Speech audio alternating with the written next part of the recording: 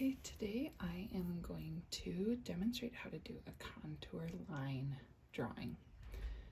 A contour line drawing is basically when you do a simple sketch of an object. So my object today is a whistle. And what I'm going to do is create a drawing where I'm just describing kind of the outside lines of my object. And doing that, I'm going to create a realistic drawing of this object. And I'm not going to worry about adding shading. So there's no attempt really to make it look three-dimensional at this phase. The contour line is basically an outline, okay? So there are a couple ways to do this. And first of all, I think the most important thing is to really get a good look at the object that you're drawing and decide kind of how you want to draw it, okay? So is there an angle that makes it more interesting? Or maybe if you're a beginner drawer, is there something that looks a little more approachable for you, for your skill level?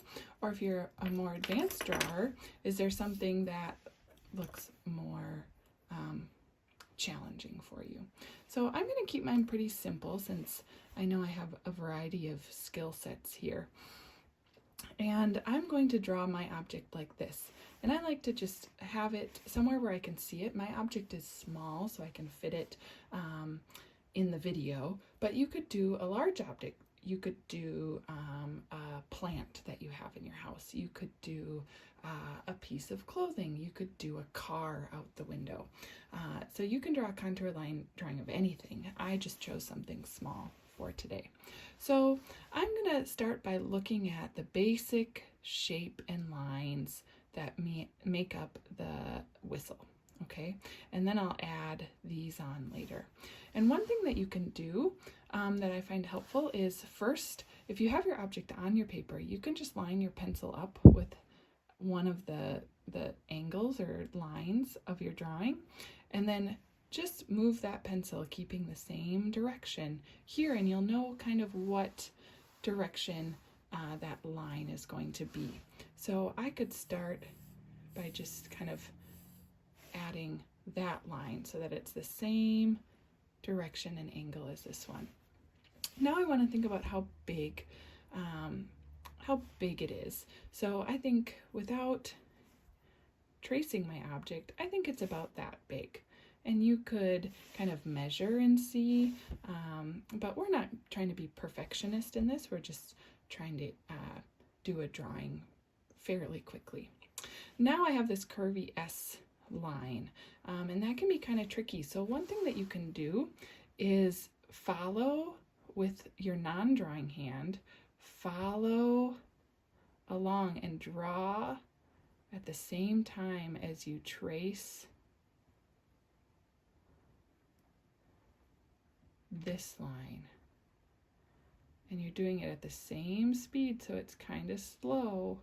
And I'm mostly looking here while my pencil is doing this over here. And I did a pretty good job. I think I'll just go in and make that a little more rounded, because when I was drawing so slow like that, my lines are a little wobbly. So that's my basic shape of the top of the whistle. Now I'm going to think about the part of the whistle that goes down. And again, you can line, let's see, line this line up here and kind of understand what direction this is going, and it's going down like that. Same with this little line way back there. Let's see if I can line it up there, back here. Okay, so now I know that this line is going to curve around kind of similar over here. And then I have this little bump coming out. I'm going to try to draw that as best I can. And it has a hole in it. Okay. And then I have where the sound comes out of the whistle down here. It's a little hole. And I have this little thing that helps make the sound of the whistle. I don't know what all these parts are called. Maybe someone does. And there's my little whistle. So now I can start doing the key rings.